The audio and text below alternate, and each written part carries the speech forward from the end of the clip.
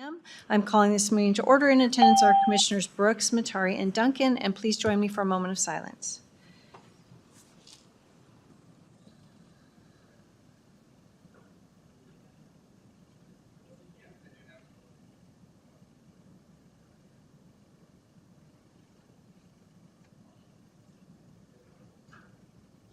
All right, Angela, would you lead us in the pledge, please? Pledge allegiance to the flag of the United States of America and to the republic for which it stands, one nation, under God, indivisible, with liberty and justice for all. Oh, I was going to say no, Dave Ferguson. Okay, changes to the agenda. I see that item 23 has been pulled. Are there any other changes? No. No? All right. Then I would take a motion for meeting minutes. I move that we approve the meeting minutes, items 1 through 10. Second the motion. Bill Brooks. Aye. Commissioner Matari. Aye. Chair Duncan. Aye. And consent calendar? I move that we approve consent calendar. Items 11 through 17. I second the motion. Bill Brooks. Aye. Commissioner Matari. Aye. Chair Duncan. Aye. And payables? I move that we approve payables for October 9 through 13, 2023, in the amount of $5,914,391.93, and jury panel payments in the amount of $1,060.94. I second the motion. Bill Brooks. Aye. Commissioner Matari. Aye. Chair Duncan. Aye. All right, item 19. This is a financial budget item, the recycled truck purchase with our solid waste department. Director Phillips. Good afternoon, Commissioners. John Phillips for the record. The Solid Waste Department budgeted funds and went out for bid for the purchase of a recycle truck in fiscal year 23. No bids were received. Per Resolution 2023-31, the BOCC approved the department to move forward with the purchase of this needed truck on the open market. Dobbs Peterbilt has offered a recycle truck which meets our needs for a total purchase price of $284,462 plus the trade-in of truck 417, which is a 2008 Sterling LT 9500 that we currently own. This figure is over budget by $39,462, but the department does have the funds to cover these costs. The Solid Waste Department is requesting your approval to move forward with the purchase of this recycle truck on the open market from Dobbs Peterbilt as presented. Okay, questions? I move that we approve the purchase of the recycled truck for solid waste. I second the motion. Bill Brooks. Aye. Commissioner Matari. Aye. Chair Duncan. Aye. All right, item 20, board approval request, transport vehicle with our sheriff's department and Captain Heil. Good afternoon, Commissioners. Captain Jeremy Howe for the record. I'm here to get approval for the budgeted jail transport truck. It's a F-550 Braun-built vehicle out of Chehalis, Washington. The quote came in $6,000 under budget because the company is not providing some of the materials that we need to put in it, so we have to purchase that on our own. Okay. And my understanding is 10% is due now, and then in 500 to 530 days, 90% is due? Yes, ma'am. 30 days after that, that's the lead time on the build. Is this the ramp van?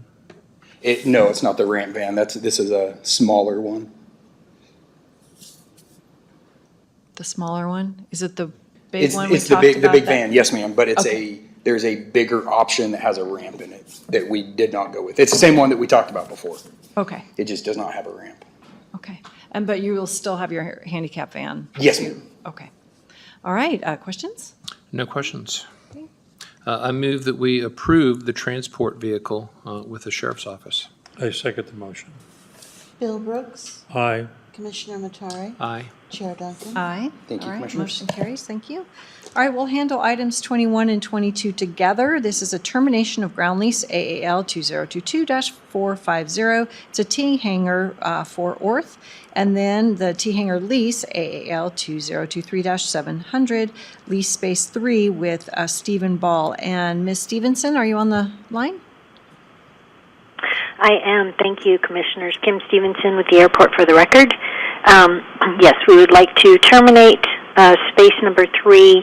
Mr. Orth has moved out of our Pasco T-hangar, and we have leased the space to Stephen Ball with an annual revenue of $4,200. All right, questions? No questions. I move that we terminate ground lease AAL 2022-450 for a T-hangar from Dale Orth, and approve lease AAL 2023-700 space 3 for Stephen Ball.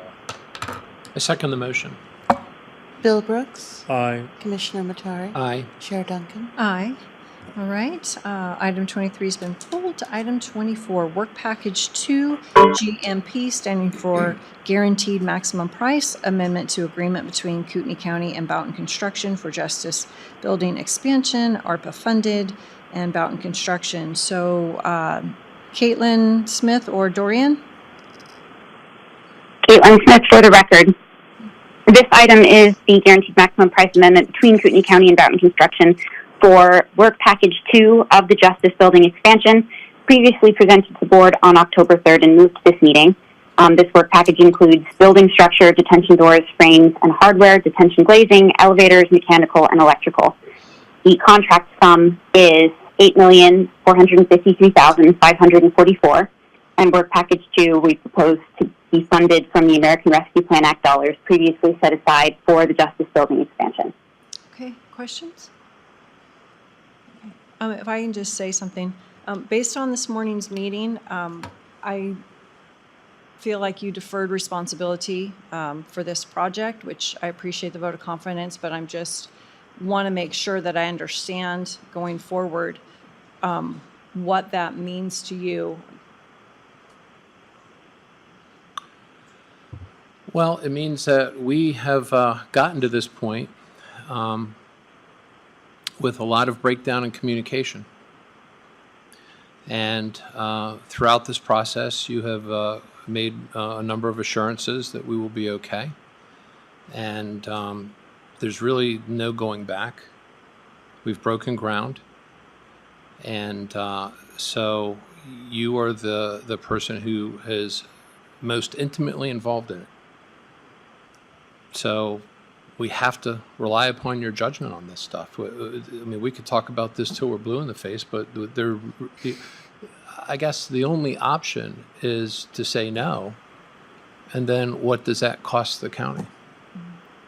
I just want to make sure that both of you remain engaged and doing this too. I don't want to do this by myself. I want partners here to do this. And I'm hoping that we're working through all of the communications issues and getting you guys up to the level of comfort that you... Yeah, and that begins with meetings where all of the information is consolidated in a place beforehand so we know what to expect. Because when you bring documents that don't reference for Tuesday's meeting, and the emails don't reference Tuesday's meeting, then how are we supposed to know that that's exactly what you plan on talking about? When typically we put together packages for the board to review beforehand, as opposed to being handed to them right before, where the board is reviewing them specifically for the meeting. Mm-hmm. And that goes to the concept of good communication. Mm-hmm. Unfortunately, there was not time to do that, and I'm not really familiar with the adding stuff to the folder package. I mean, that's not been my responsibility. So we can work on that. But this morning was just a matter of, hey, we have this opportunity to get this question answered, and I took it. Yeah, well, I guess in the end, like if I have a line item on a meeting, it's incumbent upon me to make sure that the board has this information. And it doesn't have to be in a folder. It could be passed out. It could be, copies made and distributed. There's lots of different ways to do it. The folder is only a recent addition. But typically, I think it begins there. And I think the more advanced notice we have of what to discuss, what you're going to be looking at so that we know we should be looking at the same thing, the better this process will be. But the more it gets presented kind of at the last minute, like our next item, which was at 12:30, the harder it becomes for me to want to, affirm these decisions. And, so that's why ultimately in the end, I just have to defer to you because I don't have that benefit of talking with different people, making sure that the issue is correct. Especially with a building like this, because the biggest challenge for me is I don't know what I don't know about construction. So I can't, as a member of this board, I don't know what questions to ask to keep us out of hot water. And the only way I get that even remote possibility is if I have a go-to person who knows what is going on, which is why the board should always have a resident expert on a subject matter, but also time to talk with people, to interact, and to understand that. And a lot of times, quite frankly, the information is sitting on a drive somewhere that no one is aware of. Emails get circulated below the board among different staff members. But the one person who tends to have access to that information is yourself. And so I can only make good decisions with good information. And that's the reason I made that comment. So, but I do hope in the future that we're afforded the time and the opportunity to speak with people who are qualified. And I do seek out information all the time. I don't wait until somebody presents it to me. I go after it. I have for 5 years. So I got burned first year. I had a department come to me and say, hey, we want to buy this trailer. It's only $10,000 because we have this grant. I said, oh, that's great. The board thought that was just great. A couple months later, they come back. We need a truck to pull that trailer. And so that ever since then, I've been like, okay, I have to turn over every rock.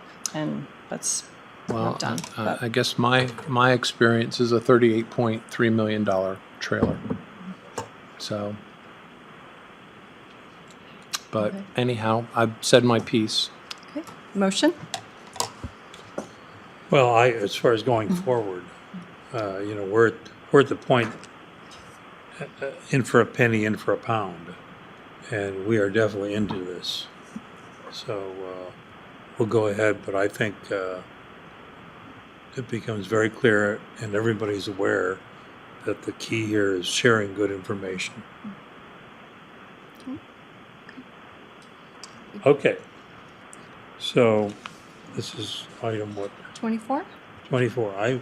I move that we approve work package 02 GMP amendment to the agreement between Kootenai County and Bouten Construction, Inc. for Justice Building Expansion, which is ARPA funded, and RMO. I second the motion. Bill Brooks, Aye. Commissioner Matari, Aye. Chair Duncan. Aye. Item 25, Amendment 04 to Professional Services Agreement, Justice Building Expansion, Lombard-Conrad Architects, and our Resource Management. So, Caitlin, is this you again? Yes, for the record. This is an amendment to the 27th, 2022 revised agreement with Lombard-Conrad Architects. It clarifies that agreement supersedes the original January 15th, 21 agreement, as expressed within the December 27th, 2022 agreement, as well as establishing a revised fee for basic services for Phase 1 and Phase 2, and not to exceed amount for Phase 1 and Phase 2 reimbursable expenses. The original contract the original January 26, 2021 agreement permitted LCA to charge reimbursables but did not establish a limit to that amount. The revised contract included an obligation to define a not to exceed for those reimbursables, and this amendment represents the fulfillment of that obligation. And the existing agreements established a not to exceed of $1,935,170 for basic services, of which the agreed upon fee for phase one was $764,670, and the agreed upon fee for phase two had not been negotiated. After negotiation, this amendment sets the fee for phase one basic services at $749,670, with a not to exceed for phase one reimbursables at $14,000, totaling $763,670 to be paid for phase one using county funds previously budgeted and approved by the board, with $18,570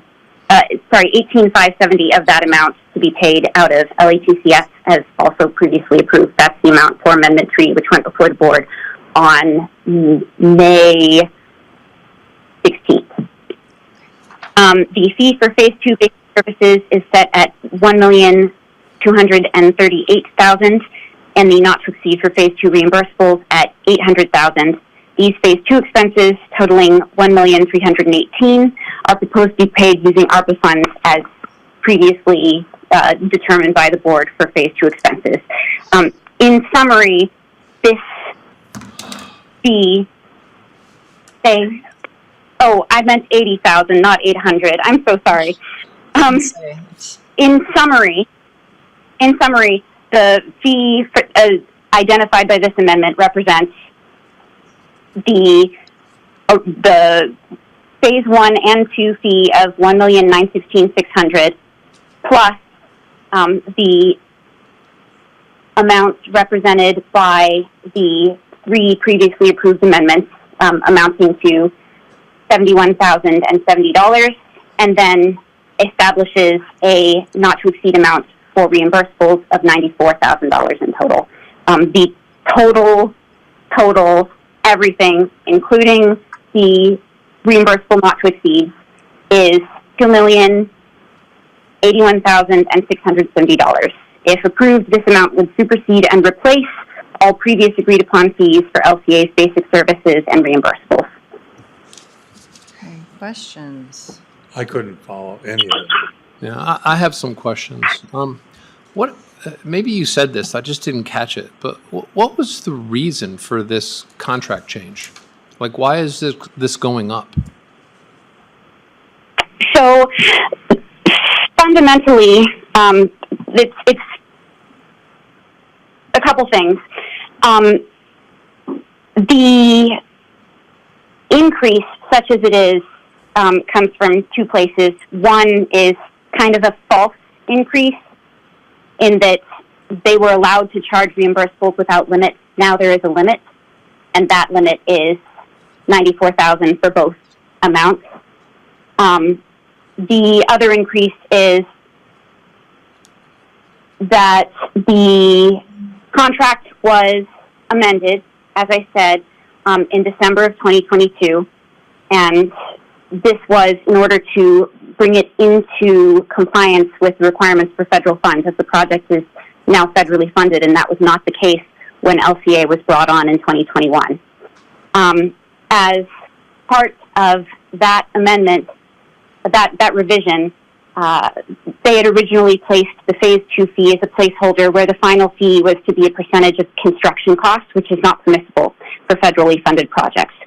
So a not to exceed was established, and that not to exceed was placed as the same value as the original contract. However, this was worded so that it was meant to include compensation for the work associated with Amendments 1 and Amendment 2, which essentially reduced the agreement by $52,500. LCA agreed to this, but upon understanding that the wording meant that it included Amendment 1 and 2, determined that this was not satisfactory and requested that it be remediated. And basically have the agreed upon amounts for amendments 1 and 2 be added back in. So this amendment represents the original agreed upon fee plus the amounts for amendments 1, 2, and 3. And just out of curiosity, when do you actually recognize this in your total cost estimates? It's the gray Um, yellow line items that from yesterday's thing. Is that what you're talking about? Yeah. Yeah. Yes, on the cost estimate, these changes are represented by the yellow highlighted lines presented in the last several estimates and noted as tentative changes yet to be approved by the board. Okay. So they've been recognized basically since the negotiation was conducted.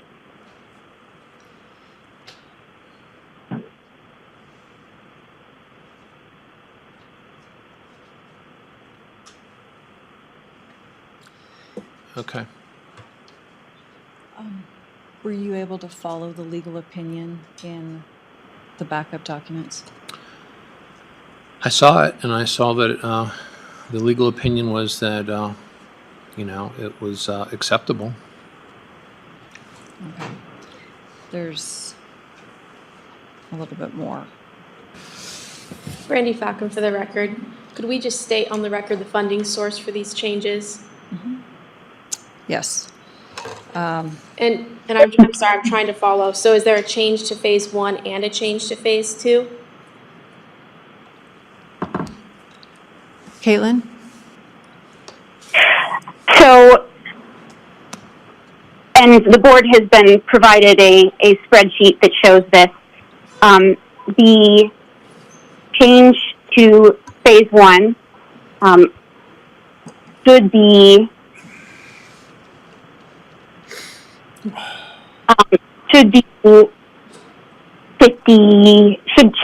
$1,000 reduction on phase 1 from the current phase 1 cost budgeted by the auditor's office. The phase 2 change should be a change of,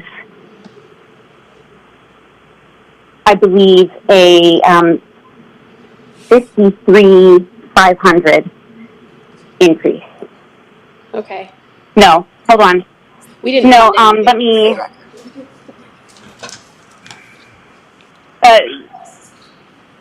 The phase 1 was funded in 2021 from county funds. Okay, phase 1 And- total and- of 764,670, right?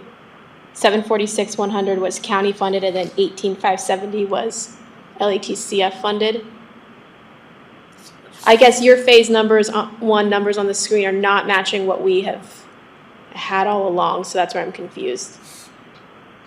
Correct. So what that is showing is that, and let me summarize this all in one go without going back and forth and losing my place. This moves $15,000 in basic compensation from phase 1 to phase 2. So that reduces the amount of phase 1. But then the amount for phase 1 is increased by $14,000 associated with those reimbursables for a total change of minus $1,000 in phase 1. Phase 2 is increased by $15,000 for the movement of that $15,000 from phase 1 to phase 2, and is increased by $52,500 associated with that request from LCA in this amendment to reverse the removal of the $52,500 from amendments 1 and 2. Is this in this amendment document that we were given? Yes. I have to say that it would be very helpful to have a before and after snapshot so we can see what the movement is of this money. And frankly, this is a good example here where we need to avoid these situations where this stuff just gets dumped onto the board's lap and we have to make a decision without really understanding what's happening so that we can actually have an informed conversation and figure, and understand why these things are happening. And it looks like we have largely about, what was it, $146,500 increase with LCA. And it's really kind of hard to see the what, when, where, and how, so we know what kind of questions to ask. And I did send an email before this meeting asking for a before and after. But I realized it was very late because the email that I received from you was an hour before my next meeting. Well, I don't think there's anybody, if we're honest, maybe Brandy, understands what was said. Do you understand that? Not quite. I'm not quite following, but I am trying. I figure- I haven't seen this exact layout before, so if I could maybe get emailed a copy of that, that would be super helpful. I was trying to look at the backup for the business meeting. My point is that He emailed if you it to don't you. understand it, I doubt that there's anybody in the audience that understands it. I see a lot of people going, huh? So I don't know where that leaves us. I think a before and after chart might be very helpful. Caitlin, is it going to be an issue if we push this off?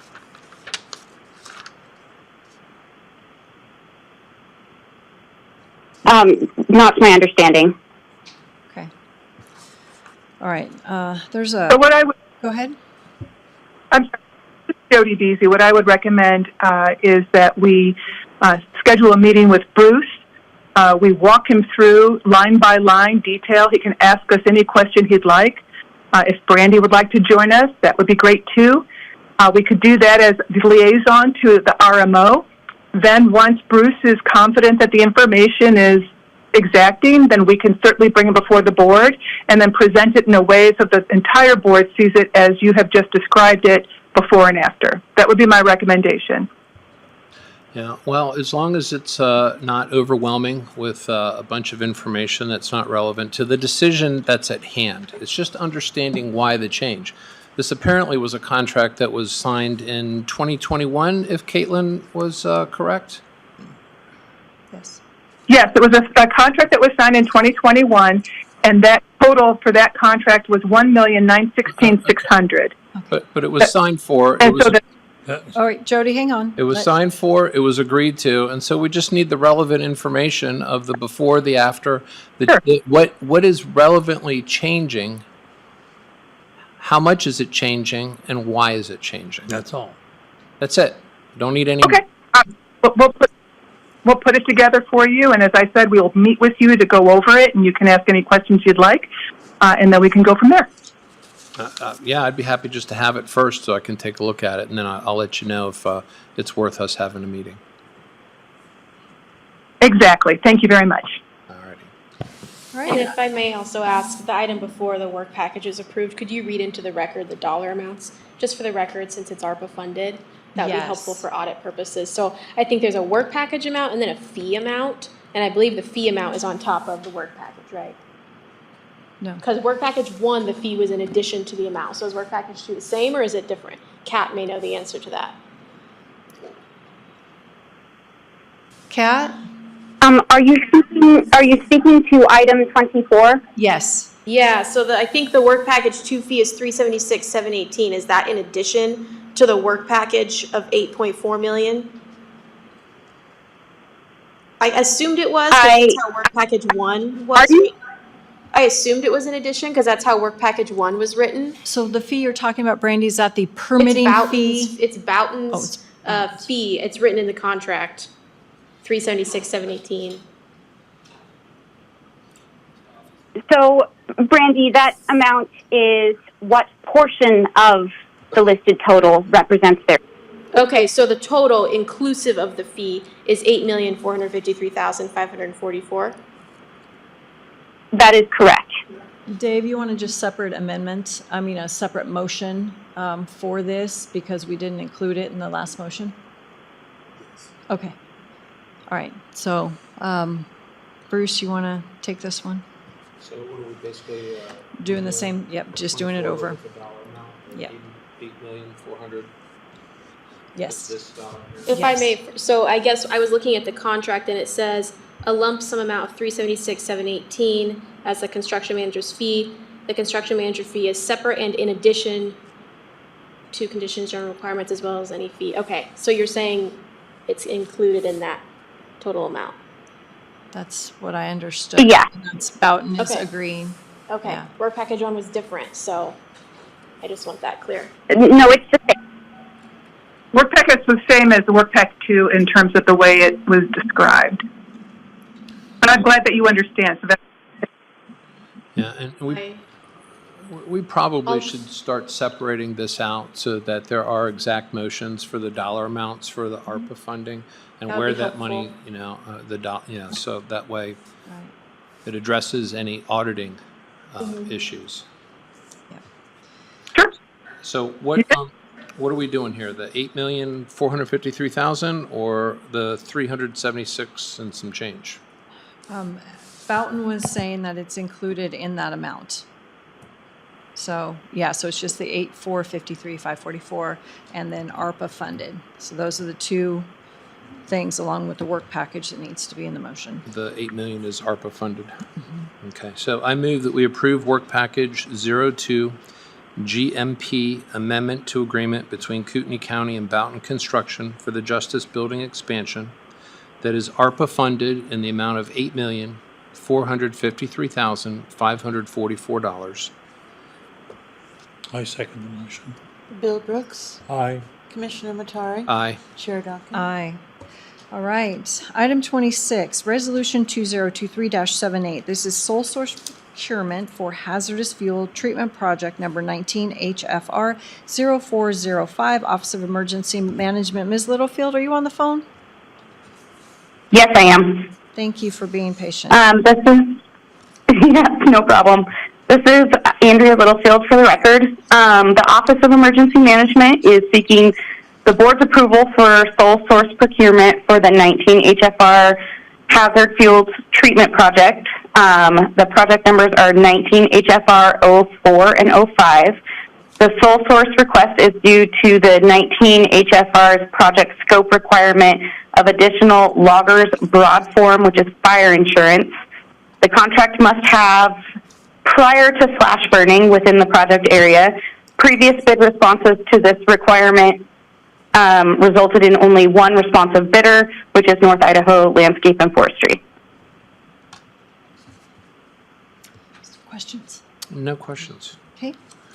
I move that we approve Resolution 2023-78, sole source procurement for hazard fuels treatment project number 19 HFR 0405 with the Office of Emergency Management.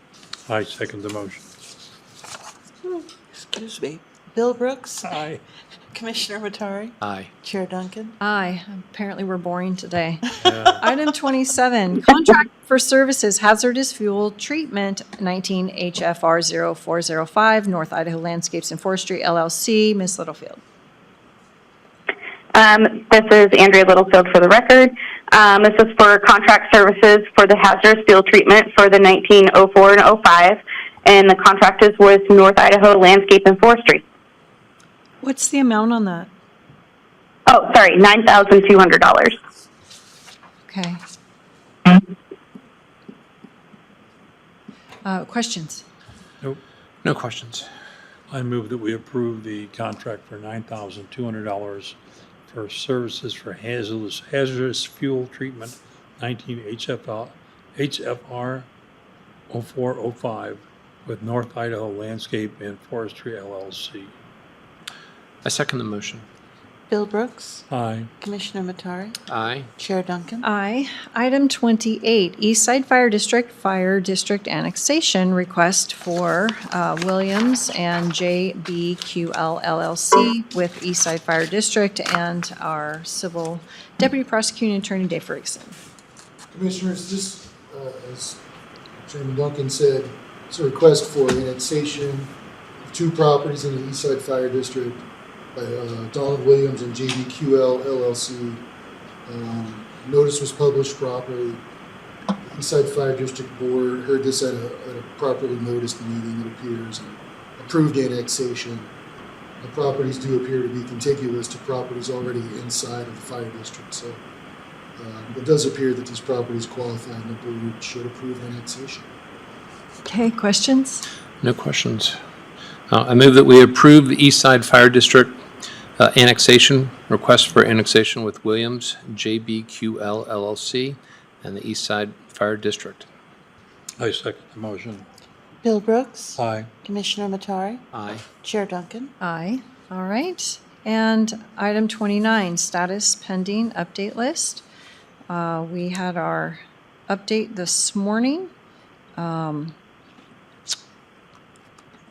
and they've already left. So there we go. I don't have anything else on the schedule for that, but each of us is getting an update every time numbers change at this point. So we will continue to monitor that. Any questions? Yeah, the only thing I would ask, and it really is just a follow-up from yesterday evening, is I really would appreciate it if you had a chance to go through your notes and kind of figure out where those $6 million numbers came from, because it really, has resonated with me, and I would appreciate that. So I'll see what I can do. All right, item 20, impact fees. Where are we at? The last I heard is that we had a question from one of the agencies that was forwarded on the council, and haven't heard back yet. Kind of waiting on that. Yeah, it has more to do with the methodology, but the methodology we use was determined by, this third party that is using the same methodology for other counties throughout the state. So I'm a little surprised that the question came up, but we're researching it. So. All right, thank you. Prosecutor immediate space needs. A couple people went out. I was building and grounds with Sarah and Jonathan. Went out, took pictures of the furniture out at the airport, and it's looks like pretty good shape. Something that the county can use. The prosecutor, from what I understand, and Stan, feel free to chime in, that right now we're not going to go forward with expanding the lobby until you are fully staffed, or how are we looking at that? I think that's correct. As I indicated last night and previously, we're short 5 attorneys, and we have yet to hire the legal assistant. We were approved as of October 1st, interviewing tomorrow for that. But yes, until we're fully staffed, we have a little more room than we thought we would. We're still cramped, but it's manageable. And so to save the county time and money, I think we should just kind of push pause on that one. Okay, thank you. All right, jail pods. Captain Heil, do you have a update?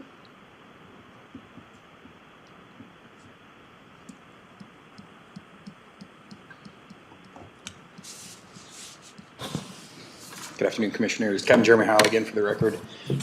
Working with Tom Reed, who he said he's going to change his name because we keep bringing it up.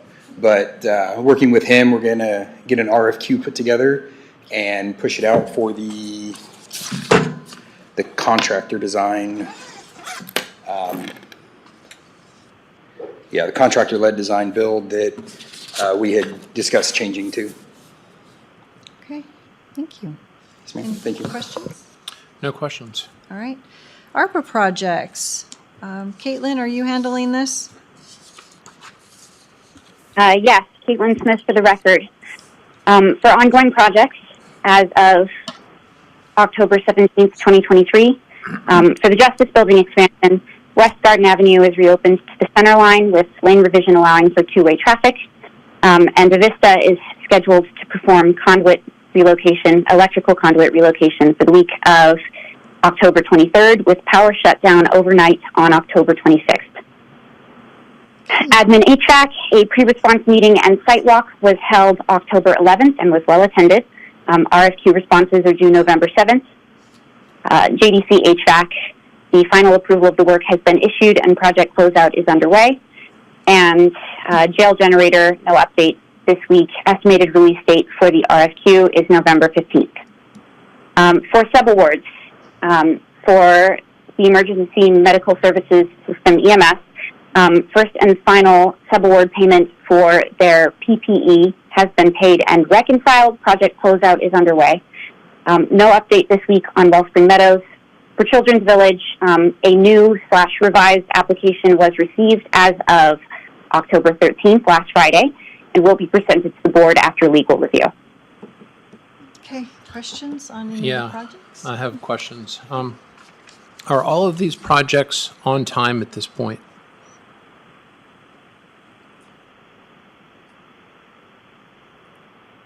They are all on schedule to be completed within the grant award period.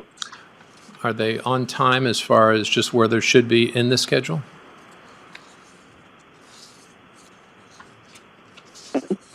Only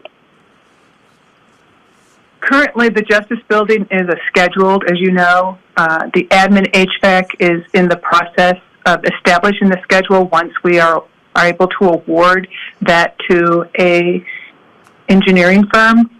And JVC HVAC is done, and the generator will go out on the 15th, as Caitlin had mentioned. And once it goes out, there'll be a schedule that you will then be able to review at that time. But at this point, there's not a particular schedule until you actually secure the engineering on the generator and the, on the HVAC. Well, I guess where we are in the process, are we on time? I mean, that's, see, as part of the board, I think what's really important to us is that we're on time and we're under budget. Those are the two things we really need to know. So I just want to make sure that where you are in the process for all these different projects, that you're on time. And then my next question will be, are we still within the budget for these projects? Well, on the admin HVAC, we spoke to Greg Manley, and he indicated that that number is firm. So we will continue to move forward on that number for that HVAC project, which is currently is at $2 million. So that's a yes. As far as the jail, well, I'm sorry, I gave you way more information than you wanted. So according to Greg Manley, the number $2 million for the admin HVAC is a solid number at this point in time. Okay, so we're on budget for that. According to Greg Manley, he indicated that $2 million would be a firm number for what they would like to accomplish for the HVAC system. Do you trust him?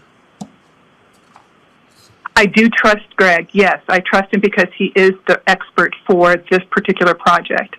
Okay, so we're under budget or at budget right now. Okay. We're at $2 million.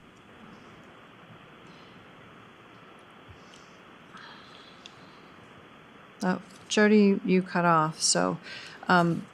We're at $2 million on the HVAC. That has not changed. right. So the RFQ responses have to come back before we even start the project. So nothing's. That's fine. Right. That's where we're at. So there's nothing we should be concerned about with any delays at this point in the process for these projects, and nothing we should be concerned about budgetary-wise where we are with these projects. Not that we are aware of at this time. Well, how do we know? I mean, how do we know that we're not? Because I guess the point is that because your department reports to this board, I just want to make sure that the answers we get are not qualified, and that they, that you have a very high confidence that you're double and triple checking these things so there's no surprises. Yes, and again, I'm happy to meet with you to discuss each and every project, to tell you at once a week if you would like. So you let me know if that would be satisfactory. Happy to do that. Happy to meet the board once a week to go through each project as well, face to face. Can do that as well. If it's board direction that I do that every week, I'm happy to do it. And if it's your direction that I meet with you to go over it prior to the board, I'm happy to do that as well. Yeah, I'm happy to provide any and all information necessary. I really am. And this is genuinely sincere. And I believe you. I guess for this document that we have, it really just needs to have 2 extra columns. schedule, on time or not, and within budget, yes or no? And if no, how much? And because, as far as the Vista performing something on the street, I mean, I don't see how anyone on this board would be inspecting Vista's work. I mean, we just need to know, are they on time and within budget? So. Okay. So typically that's determined once you have the professional services firm that you're going to be using. So once that takes place on the HVAC, we'll put those columns in. And as far as the Justice Building expansion, we are happy to add that as well with work packet 1 and 2. Obviously, the status was communicated to the board, and we're waiting on work pack 3, which should be issued in December. Does that help? Not really, but, I'm kind of getting a little bit exhausted here, and I think we have another meeting. Really just, I don't see why it's so difficult just to add 2 columns today that just says we're on time so far with where we're supposed to be on these projects, because we do have end dates on them. And, at this point in time, we are within budget. And within budget can mean that we haven't had a chance to go out and bid it. But when that does happen, but at least we know incrementally, snapshots every week. We've been getting this on time, within budget, until something changes. So that's all I'm asking for. Okay. Understood. Thank you very much. Thank you. Leslie, what about the private medical clinic? Yeah. Where are we at on that? The update on that is a letter of intent, I believe, has been submitted today for the new location.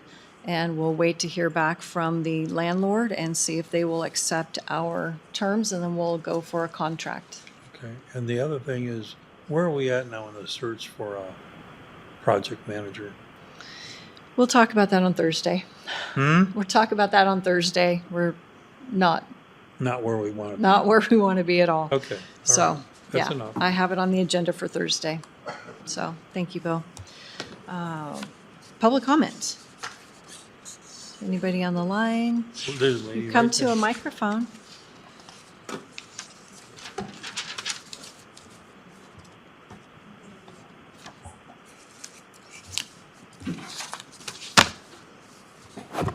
There we go. Diana Sheridan, Kootenai County.